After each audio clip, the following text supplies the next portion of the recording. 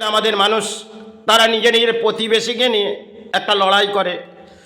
কারণ দেখবেন হয়তো বিষয় সম্পত্তি কোনো লজিক দিয়ে তিনি হয়তো কিনলেন, আর সেখানে প্রতিবেশীকে এক কাট্টা করে তিনি একটা আইনের পথ বার করার প্রকল্প তিনি নেবে, কারণ তিনি মূল্যায়ন কমের মাঝে তিনি হয়তো খারিদারি করেছে।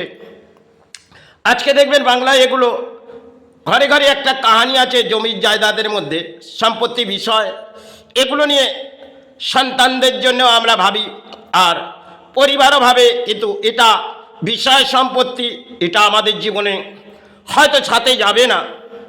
আর যাদের নিয়ে আমি লড়াই করব তারাও তো সে চিতায় আমি জ্বলবো, তারা সেই চিতায় তো সে চিতা যতক্ষণ জ্বলতে থাকবে সে চিতায় তো কেউ জ্বলবে না।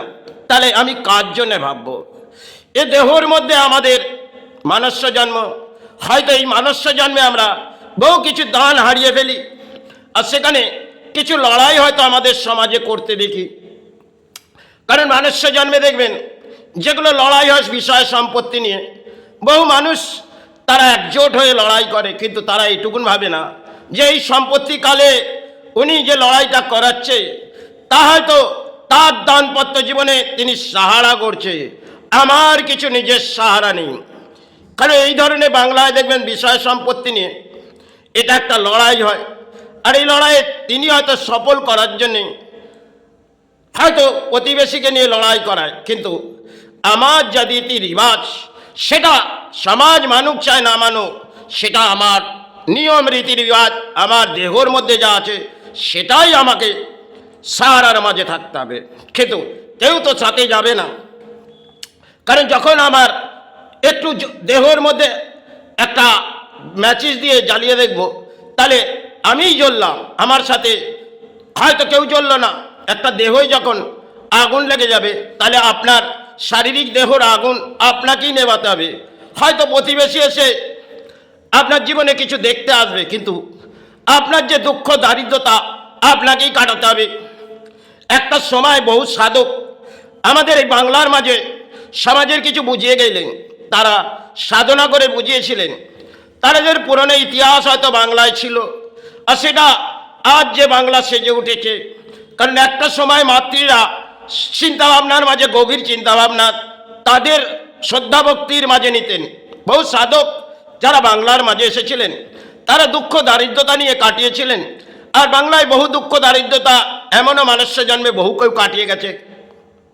তাদের জীবনে সুখভোগ নাও থাকলে তারা কিন্তু সেই সাহারার মাঝে ছিলেন। আজকে দেখবেন আমাদের মাঝে সুখের ছায়া হয়তো নেমে এলো, কেন অর্থ আমাদের জীবনে চাই, অর্থ না হলে আমাদের সঞ্চয় হবে না। আর এই অর্থ নেবার জন্যে বহু মানুষ দেখবেন যেভাবে অর্থ সঞ্চয় করে নেন, আর তার পেছনে আমরা সাহারা ছুটি। কারণ একটা বিষয় সম্পত্তি তিনি লজিক দিয়ে হয়তো কম মূল্যভিত্তিতে কিনলো, আর তিনি কিন্তু লজিক করছে আমার আত্মীয় প্রতিবেশী নিয়ে আমি এটা কোর্টের দ্বারস্থ হয়ে এ কেস আমি জয়ী হব। এটা বহু মানুষ এই বাংলার আজও করে যায়, কিন্তু একটা সময় বাংলার বহু সাধক কিছু বুঝিয়েছিলেন, সেটা পরবর্তী সময় হয়তো সেটা ভেঙে পড়েছিলেন। আজ যেটা চলছে হয়তো ভরা রামনবমী, এই রামনবমী সে ভগবান রাম যে বস্ত্রটি ধারণ করেছিল সে বস্ত্র আজ যদি আমরা সমাজে ধারণ করি তাহলে এক পাগল বলবে, কারণ তিনি বনবাস যাওয়ার আগেই কিন্তু বস্ত্রটি নিয়ে চলে গেলেন। সময় ক্ষেত্রে ভগবান রাম এসেছিলেন। আজ রাম জন্মভূমি শ্রীচরণে প্রণাম জানাই। তবে আমি যে ধর্ম নিয়মের মধ্যে আসি সেটা আমার ব্যক্তিগত, এই ব্যক্তিগত আমার যতক্ষণ জীবিত থাকবো সেটা তানের মাঝে থাকবে, কারণ কারো রীতি রিবাজ মেনে আমি কাজ করি না। আর সামাজিক অর্থ আমার চলবে না, কারণ হয়তো আমি পারিশ্রমিক করে মায়ের সেবা চালাই, তাতে সমাজ আমার ব্যাখ্যা গ্রহণ করলো কি না করলো তা নিয়ে আমার যায় আসে না। যাই হোক, এগুলো আমার ব্যক্তিগত মতামত। কারণ আমি যখন এই দেহ ছেড়ে চলে যাব তাহলে এই কায়া চলে যাবে, আর হয়তো দেহের চিতাটা কিছু সময় জ্বলবে, সেখানে তো কেউ হয়তো যাবে, কিন্তু ওই চিতায় তো কেউ জ্বলবে না। তাহলে এই আগুনের সে ভারসঙ্গটা আমি হয়তো চিতার মাঝে বুঝতে পারলাম না, কিন্তু যখন একটা বারুদ আমার দেহর মধ্যে জ্বলে উঠবে তখন কিন্তু আমার কষ্ট হবে। তাহলে এগুলো দেখবেন আমাদের বিষয় সম্পত্তিতে একটা বাংলার মাঝে লড়াই হয়, আর এই লড়াইয়ে আমরা ঢল লেবে পড়ি।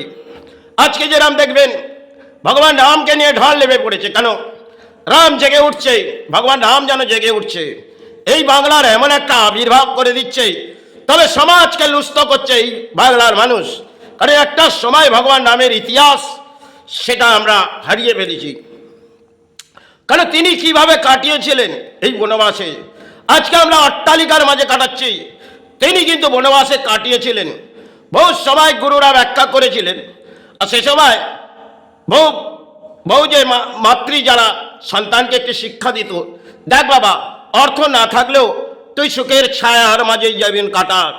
এটা সময় ক্ষেত্রে বহু নারী যারা চলে গেছে স্বর্গ লাভ করেছেন, তারা কিন্তু সন্তানকে শিক্ষা দিত। আবার পরবর্তী সময় এসেছে, কারণ মাও চাইছে সন্তান যেভাবে অর্থ আনু, তাতে সন্তান যদি কিছু সাজিয়ে আসে আমার জীবনের সৌভাগ্য আসবে। এই করতে করতে এই ধ্বংসের পথ চলে এসেছে। কারণ কলির একটি ধ্বংস হয়তো আসবে, কারণ সেখানে রোকার কারো ক্ষমতা নেই। কারণ ভগবান রাম তিনি একটা সময় যুদ্ধ করেছিলেন, যুদ্ধটা মহারাজ রাবণের সাথে করেছিলেন, কারণ তিনি অহংকার সৃষ্টি করেছিলেন। এ সমস্ত ইতিহাস হয়তো কিছুটা আমরা জানি। আর বহু কেউ সাধক যারা সাধনা করতে এসেছিলেন, তাদের জীবনের ইতিহাসগুলো আমরা জানি না, কারণ তারা কি করে গেছে এই বাংলার মাঝে। মা মা করে কেউ চিৎকার করেছে, আর কেউ গুরু গুরু করে চিৎকার করে জীবনযাত্রা কাটিয়েছে। তারা দারিদ্রতার মাঝে থাকলেও তবু ধর্মের আশ্রয় নিয়ে কাটিয়েছে। আর সে সমস্ত সময় হয়তো আমাদের কাছে আবেগ দিয়ে ফেলে দিয়েছি। আজকে নতুন আবেগ আমরা রাজনীতির মাঝে যুক্ত হয়েছি, আর ধর্মের মাঝেও যুক্ত হয়েছি। একটা সময় বহু গুরু ব্যাখ্যা দিয়েছিলেন, সে বাংলা একটা সময় তলানিতে চলে যাবে।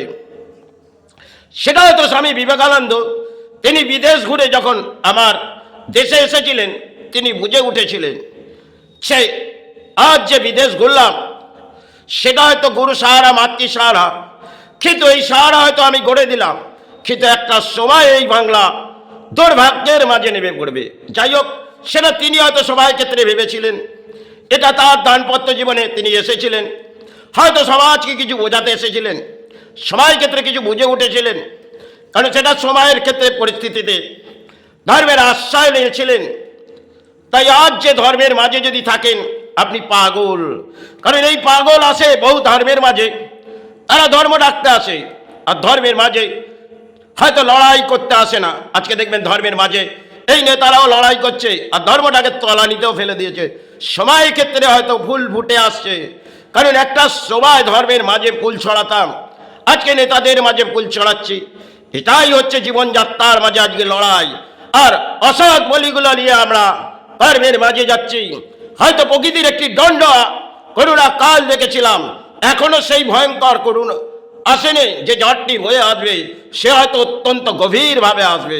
জানি না 2026 আসছে কি চলেছে, এখনো সময় অঙ্কের বাকি আছে। কারণ সময়ের ক্ষেত্রে তারা বুঝিয়েছিলেন আর বাংলাকে জাগিয়েছিলেন। আজ তো বাংলার ধর্মস্থানগুলোকে ঘুম পাড়িয়ে দিয়েছে, হয়তো কিছু মা করে চিৎকার করে অর্থ সঞ্চয় করছে। এটা সমাজে একটা কলির খেলা এসেছে, সে অর্থ সঞ্চয় করার জন্য মাকে বিক্রয় করো, আচ্ছা গুরু বিক্রয় করো, এটা আমাদের ধর্মের মাঝে চলছে। তাই এটা যা ঘটছে এটা বাংলা কেন ভারতবর্ষের মাঝে, তবে বাংলা তলানিতে চলে গেছে। একটা সময় বাংলাকে জাগিয়ে গেল বহু সাধক, সেটা সময়ের সাধক রামপ্রসাদও আর ঠাকুরও তারা কিন্তু মা করে কাটিয়েছিলেন। সে সমস্ত সময় একটা ইতিহাস ছিল, তার পরবর্তী ইতিহাস সময় হয়তো আজ পাল্টেছে, আর পরিবর্তনের ঝড় আমাদের বয়ে এসেছে। তবে কলির একটি দণ্ড এখনো বাকি আছে, সময় জানি না কি আসবে, তবে জানি না, কামনা করি যাতে এই রাজ্যের মাঝে রুকে যাক, কিন্তু একটা ঝড় কিন্তু বয়ে আসবে। সে ঝড় রোকার মনে হয় কারো ক্ষমতা নেই, আর নেতারা লুচতে হবে। হয়তো জানি না কতটা সংখ্যার আবির্ভাব চলে যাবে এই পৃথিবী থেকে। এই ব্রহ্মাণ্ডের মাঝে আমরা ধর্মের লড়াই তো করছি না, অধর্মের লড়াই করছি, তাহলে ব্রহ্মাণ্ড আমাদের কিছু বুঝিয়ে যাবে। জয় গুরু, জয় মা।